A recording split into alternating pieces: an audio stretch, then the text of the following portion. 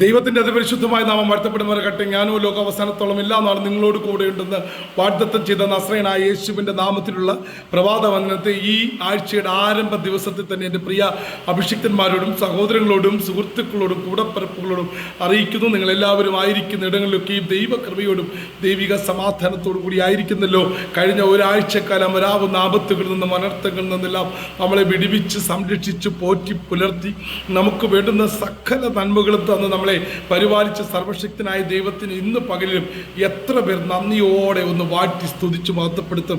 അനേകം പേർ ഈ ലോകത്ത് നിന്ന് മാറ്റപ്പെട്ടും അനേകം പേർ ഈ മാസത്തിൻ്റെ ആരംഭം കണ്ടവർ ഈ നിമിഷം പോലെ ഈ ഭൂമിയിലില്ലാതെ ഈ ഭൂമിയിൽ നിന്ന് മാറ്റപ്പെട്ട അവരുടെ സ്വപ്നങ്ങളൊന്നും ആരോടും പറയാൻ കഴിയാതെ അവർ ഈ ലോകത്ത് നിന്ന് മാറ്റപ്പെട്ടപ്പോൾ നമുക്ക് ഒരു ദിവസം കൂടി അവൻ ആയുസ് നീട്ടിത്തന്ന് ഇത്രത്തോളം നിർത്തിയിരിക്കുന്ന വലിയ കൃപയോർത്ത് സ്തോത്രം ചെയ്യും. ഓരോ ദിവസവും ഓരോ വിടുതലയച്ച ദൈവം നമ്മളെ പരിപാലിക്കുന്നതും നമ്മുടെ ജീവിതത്തിൽ എന്തെല്ലാം പ്രതികൂലങ്ങൾ പ്രയാസങ്ങളും നിന്ദകളും പരിഹാസങ്ങളും ദുഷികളും ഒക്കെ ഞങ്ങൾ അനുഭവിച്ചെങ്കിലും നമ്മുടെ ജീവിതത്തിൽ അതെല്ലാം അനുഭവിക്കുമ്പോഴും അതറിയുന്ന ഒരു ദൈവം നമ്മുടെ കൂടെയുണ്ട്. അവൻ്റെ പേര് നസ്രയനായ യേശു എന്നാണ്. ആ യേശു നമ്മളെ ഒരു നാളും കൈവിടുകയില്ല, ഉപേക്ഷിക്കുമില്ല. അവൻ നമ്മളെ ചേർത്ത് പിടിക്കും. അനാഥനായി അവൻ നമ്മളെ വിടുകയില്ല. ഒരിക്കലും മറ്റുള്ളവരുടെ മുമ്പിലേക്ക് നമ്മൾ എറിഞ്ഞു കൊടുക്കുന്നൊരു ദൈവമല്ല. നമ്മളെ ചേർത്ത് പിടിച്ച് ഉമ്മ വെച്ച് നമ്മളെ മാറോടണച്ച് ഒക്കത്ത് കൊണ്ട് നടക്കുന്നൊരു ദൈവമുണ്ട്. അവൻ്റെ പേര് യേശു എന്ന. ഇന്ന് പകൽക്കാലം ആരെങ്കിലും തകർന്നവരും ഉടഞ്ഞവരും ആണെങ്കിൽ എന്നെ കേൾക്കുന്നുണ്ടെങ്കിൽ ഇന്ന് പകൽക്കാലം നിന്നെ സ്നേഹിക്കുന്നൊരു ദൈവമുണ്ട്. ആമേൻ. പലരും പറയും നീ ശാപത്തിൻ്റെ കീഴിലാണെന്ന്. പക്ഷേ നീ ശാപത്തിൻ്റെ കീഴിലല്ല, നീ അനുഗ്രഹത്തിൻ്റെ കീഴിലാണ്. ശാപത്തിന് നിൻ്റെ മേൽ ഒരിക്കലും അധികാരം കാണിക്കുവാൻ അവകാശമില്ല. സ്തോത്രം. ശാപത്തിൻ്റെ കീഴിലല്ല. നീ യേശുവിൻ്റെ കൂടെയാണോ എങ്കിൽ നീ അനുഗ്രഹത്തിൻ്റെ കൂടെയാണ്. ആമേൻ. ശാപം മുറിക്കുന്ന സംവിധാനമൊന്നും പുതിയ നിയമത്തിലില്ല. പുതിയ നിയമത്തിന് അനുഗ്രഹം മാത്രമേ ഉള്ളൂ. ആമേൻ. മരത്തിന്മേൽ തൂങ്ങുന്നവനെല്ലാം ശപിക്കപ്പെട്ടവൻ. ക്രിസ്തു നമുക്കായി ശാപമായി. അവൻ ഒരിക്കലായി നമുക്ക് ശാപമായി. അതുകൊണ്ട് ഇന്ന് പകൽക്കാലം ആരെങ്കിലും നിന്നെ നോക്കി ശാപം പറയുന്നുണ്ടെങ്കിൽ, ശാപവാക്ക് പറയുന്നുണ്ടെങ്കിൽ നീ പറ, ഞാൻ ശാപത്തിൻ്റെ കീഴിലല്ല, ഞാൻ അനുഗ്രഹത്തിൻ്റെ കീഴിലാണ്. അങ്ങനെയുള്ള ഒരു അനുഗ്രഹം നിങ്ങളിലേക്ക് പകരട്ടെ ആത്മാർത്ഥമായി പ്രാർത്ഥിച്ചുകൊണ്ട് എല്ലാ ദിവസവും ധ്യാനിക്കുന്ന പോലെ തിരുവചനത്തിലേക്ക് നമുക്ക് നേരിട്ട് പ്രവേശിക്കാൻ. ഗലാത്യ ലേഖനം 3-ാം അധ്യായം അതിൻ്റെ 13-ാം വാക്യം. അവൻ മരത്തിന്മേൽ തൂങ്ങുന്നവനെല്ലാം ശപിക്കപ്പെട്ടവൻ എഴുന്നേതിയിരിക്കുന്നത് പോലെ ക്രിസ്തു നമുക്ക് വേണ്ടി ശാപമായി തീർന്നു. ന്യായപ്രമാണത്തിൻ്റെ ശാപത്തിൽ നിന്ന് നമ്മെ വിലയ്ക്ക് വാങ്ങി അബ്രഹാമിൻ്റെ അനുഗ്രഹം ക്രിസ്തു യേശുവിൽ ജാതികൾക്ക് വരേണ്ടതിന് നാം ആത്മാവെന്ന വാഗ്ദത്ത വിഷയം വിശ്വാസത്താൽ പ്രാപിപ്പാൻ തന്നെ യേശുവിൻ്റെ നാമത്തിൽ. നമ്മൾ ഇന്ന് മുതൽ ഈ വാക്യം കേട്ട ഇന്ന് മുതൽ നിങ്ങൾ ഒരു ശാപം മുറിക്കുന്ന സ്ഥലത്ത് പോകരുത്. ആരെങ്കിലും അനുഗ്രഹവും ശാപവും എന്ന ക്ലാസ് എടുക്കുന്നുണ്ടെങ്കിൽ അവിടെ ചെന്ന് വീഴരുത്. നിങ്ങൾ ഒരിക്കലും ശാപത്തിൻ്റെ കീഴിലല്ലെന്ന് ഞാൻ ആത്മാർത്ഥമായി പറയുന്നു.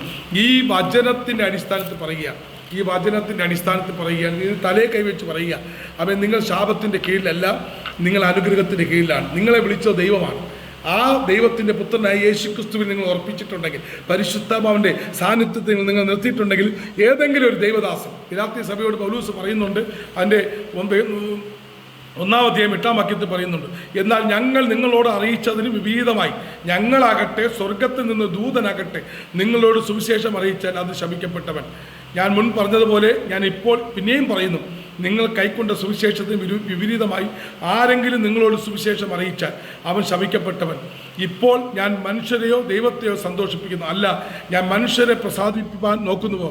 ഇന്ന് ഞാൻ മനുഷ്യരെ പ്രസാദിപ്പിക്കുന്നുവെങ്കിൽ ക്രിസ്തുവിൻ്റെ ദാസനായിരിക്കുകയില്ല. കണ്ടോ, വളരെ വ്യക്തമായി പറയുന്നുണ്ട്.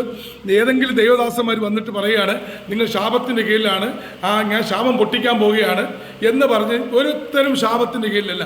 അങ്ങനെ ശാപം പൊട്ടിക്കുന്ന ശുശ്രൂഷ ചെയ്യുന്ന അഭിഷിക്തന്മാർ മുഴുവനും ശാപത്തിൻ്റെ കീഴിലാണ്. അവരെന്തോ ഒരു കുരുക്കിനകത്ത് അകപ്പെട്ടിരിക്കുകയാണ്. അവരാ കുരുക്കഴിക്കാൻ വേണ്ടി ജനത്തിൻ്റെ മുമ്പിൽ എന്ത് ചെയ്യുന്നു? ഈ ഭാരത്തെ കയറ്റി വെച്ച് കൊടുക്കുന്നു. എനിക്കൊരു ശാപമുണ്ടെങ്കിൽ ആ ശാപം മുറിക്കാൻ ഞാൻ പ്രാർത്ഥിച്ചാൽ മതി, അല്ലാതെ സഭയെ മുഴുവനും ആ ശാപത്തിൻ്റെ കീഴിൽ കൊണ്ടുപോകണ്ട. കാരണം നീ ശാപത്തിൽ തന്നെ മുന്നോട്ട് പോവുകയാണ്. എല്ലാവരെയും പറ്റിച്ചും വെട്ടിച്ചും തട്ടിച്ചും ഒക്കെയാണ് നീ ശുശ്രൂഷ വേല ചെയ്യുന്നുണ്ടെങ്കിൽ നീ ശാപത്തിൻ്റെ കീഴിലാണ്. പക്ഷെ സത്യസന്ധമായി സുവിശേഷം അറിയിച്ച് മുന്നോട്ട് പോകുന്നുണ്ടെങ്കിൽ അവൻ ശാപത്തിൻ്റെ കീഴിലല്ല, അവൻ അനുഗ്രഹത്തിൻ്റെ കീഴിലാണ്.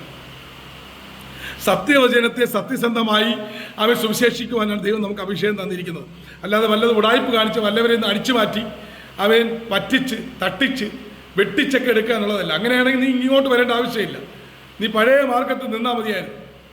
എൻ്റെ അപ്പൻ കനായക്കാരനാണ്, എൻ്റെ അപ്പൻ ഓർത്തഡോക്സുകാരനാണ്, എൻ്റെ കുടുംബം വലുതാണ്, എൻ്റെ കുടുംബം തെങ്ങുംപുറത്ത് കുടുംബമാണ്, ഇതൊന്നും പറയണ്ട. കാരണം ശാപമില്ല. ജനത്തെ തെറ്റിപ്പിക്കരുത്.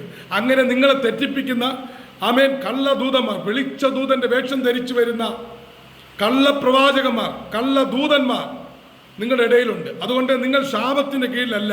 എൻ്റെ പൊന്നു സഹോദരി സഹോദരന്മാരെ, നിങ്ങളെ ദൈവം അനുഗ്രഹിച്ചിരിക്കുന്നു.